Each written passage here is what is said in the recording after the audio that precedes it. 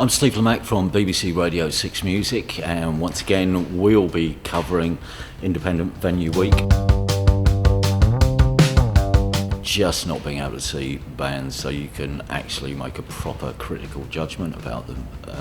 I think we've all heard bands who've got one good record in them or two good records, and we've gone to see them and they're either brilliant or they're terrible, and you don't know unless you go and see them. And as someone who should by rights be making a proper critical judgment, not being able to go and see a band live and not being able to just see inside the bands and get the gist of what they're about by actually watching them on a stage, it's made the decision-making process, the taste-making process, really, really difficult. I think really hard, and it brings it home just how much the live music and being a good live artist, how important that can be.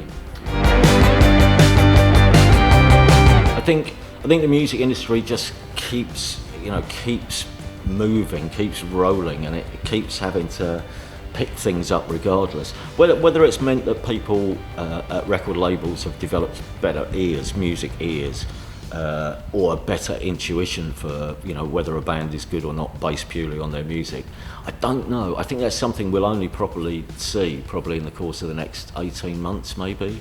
But there's been some successes, but then the successes like Wet Leg come from people like Lawrence Bell at Domino, who is good enough, his ears are good enough to know a good band when he hears them.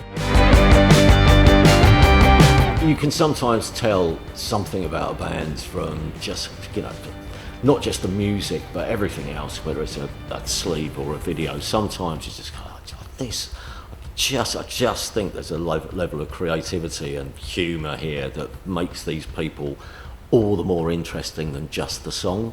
But the song was so good. Genuinely, when I heard Chaise Longue for the first time, by the end of the first day, I'd listened to it more than 20 times, and that doesn't happen very often. And even now, I can go back to that record, and it's a record that had an instant impact on the Six Music audience as well. When we played it, after we'd played it a couple of times, people were immediately going, that's a good song. Mates of mine, are not in the music industry, are going, what do you know about that Wet Leg band?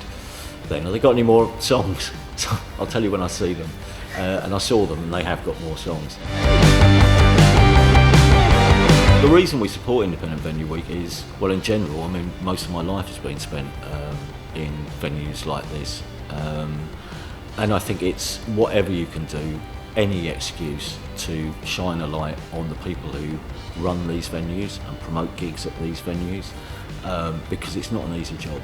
And pre-pandemic it was difficult because audiences were thin on the ground, and it's hard keeping a venue open, and I know that some venues exist week to week financially, so anything that we can do to get people to go out and give a gig in a small venue a go, we'll do. I'm as committed as can be to trying to give back something, to support the people who have supported the music that I like.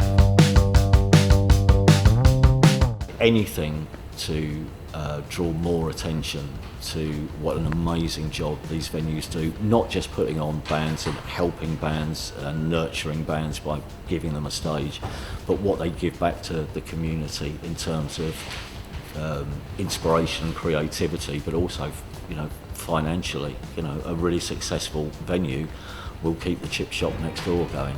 It's loads of little things. So anything you can do to ram home the fact that these places are essential to the soul of a town, I think it's a good thing.